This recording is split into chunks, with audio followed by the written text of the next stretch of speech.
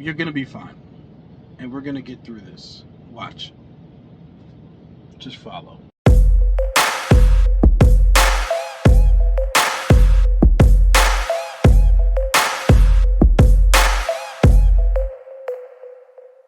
Alright, what's the dilly?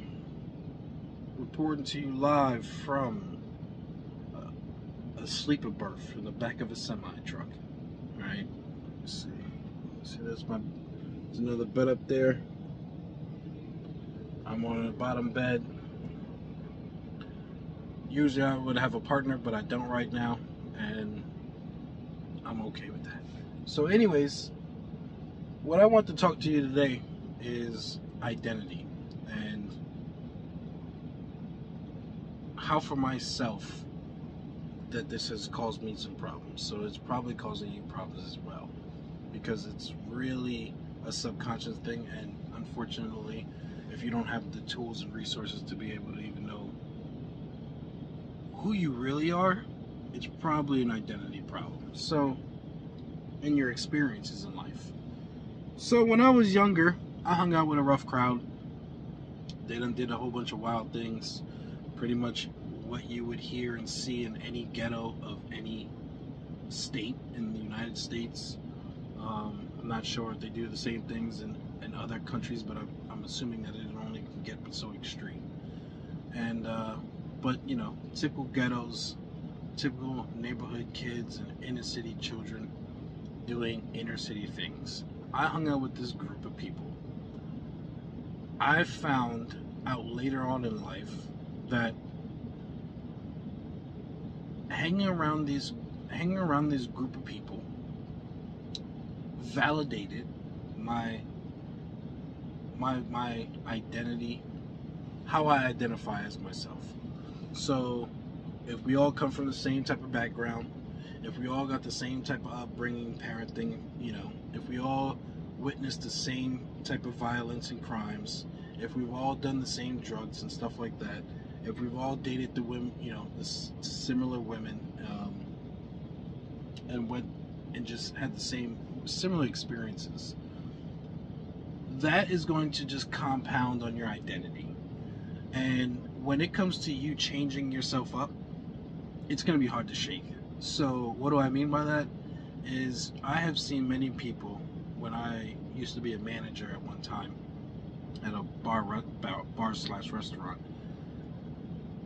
I have seen people come in with the identity that they had, like as if they were at home, and they would bring that in. And I know what you're going to say. Well, I'm just being myself. The craziest thing to imagine is that you probably never been yourself. Especially because our identities have been fabricated over time, over generational. Like the things that have been happening since World War I up until now, you have no idea how it's affected all of us, and how media companies and just agendas of capitalism, capitalists, people who are just taking advantage of the system, trying to make the best of the most money that they can. Excuse me. And I get that. I'm not here to even go down that rabbit hole.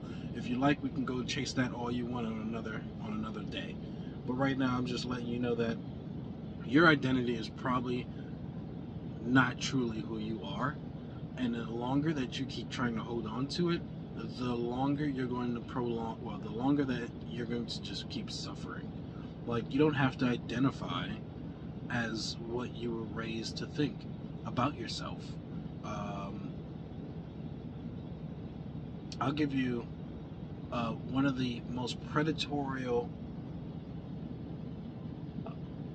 like, mortars for the brick process in compounding on your identity is when you see you see older people in the neighborhood tell a child that they are mature for their age. This statement is cringe. Like, not only, like, okay, so now this child's going to grow up thinking that because it identifies as being mature by making mature decisions, that it thinks that it is able to make good choices as a little human being based off of the other human beings around them who are validating their experience. That's one problem in itself. I don't like it. I don't do that. I think people who do that, they mean well. For the most part, they lack the communication skills to even say what they probably really meant. But and in other cases, there's some that are predatory, where it's just like they're probably looking at you in a way that they probably shouldn't. So I have seen that myself. It's been done to me before, and that's the outcome, where you're probably going to be manipulated into doing something stupid.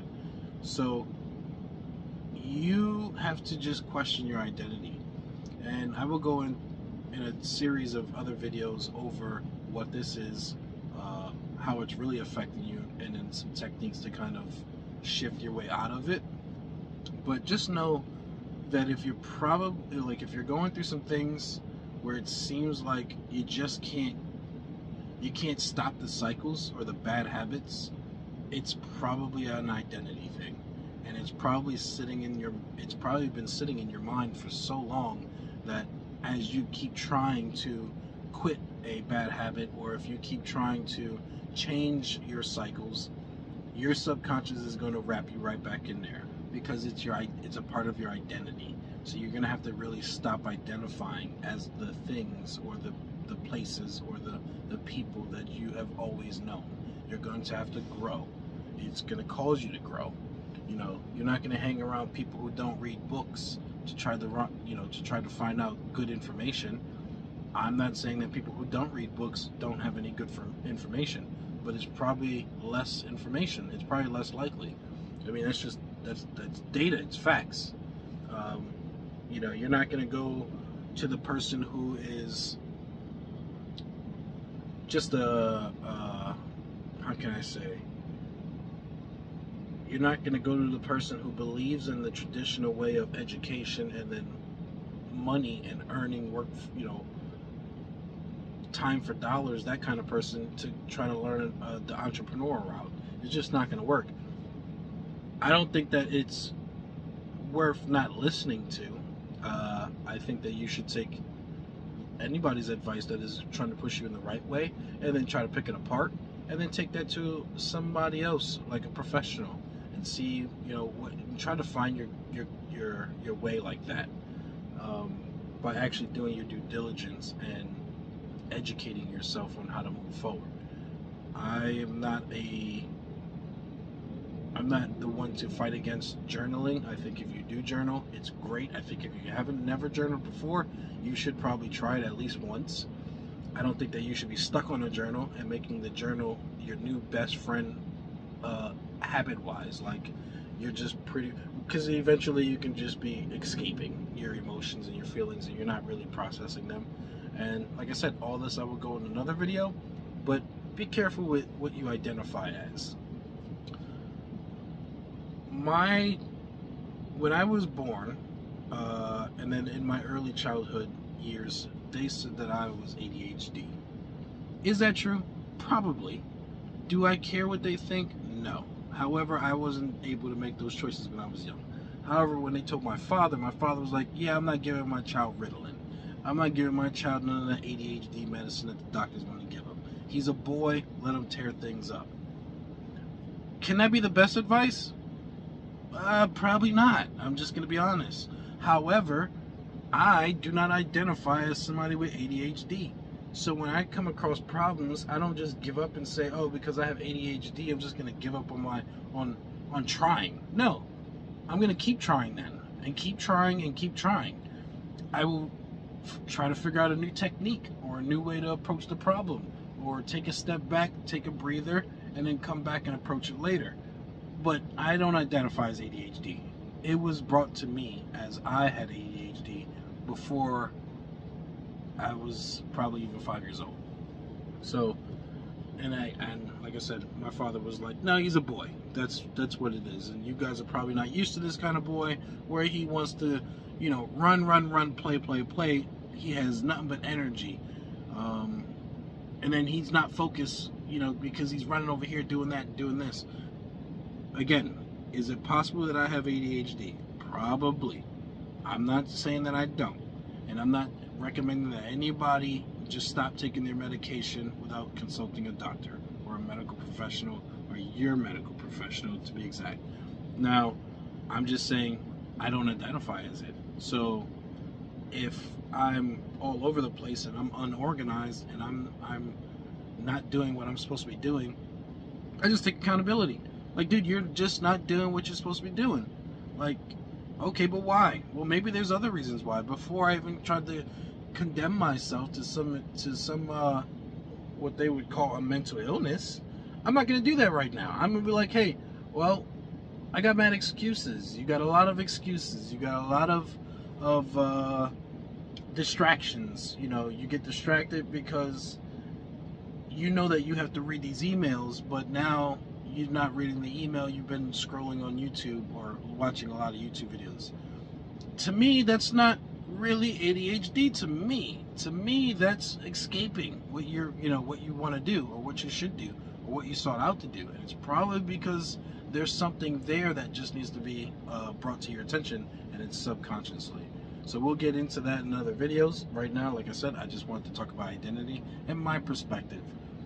Me hanging around the wrong crowd and having an upbringing where everybody validated the ghetto mentality and the way to do things and the way to look, dress, feel, react, date, fight, and how do you get your money? It is not healthy at all. And I know a lot of people can be like, well, what else are we supposed to do? Because the government's got their foot on our necks. The jobs are sucky, and I get all that. I really do. I didn't like a lot of my jobs. I've done a lot of different things in a lot of different industries, and I didn't like a lot of them. And I'm starting not to like the one that I do now, which is trucking. So it's a blessing. I was able to, I'm able to work. I'm not out there in the rain. I'm not shifting boxes and whatnot. And for those that do that, I do know some people that love to do that. So maybe you're just misplaced where you're at. But it's probably because you identify as not thriving to be better. So I know some people who are felons that have started their own businesses. So it's about where you what you identify as. You're gonna be fine. All right, I'm gonna leave it there because if not, I'm gonna just go into a tangent. You're gonna be fine, and we're gonna get through this. Watch. Just follow.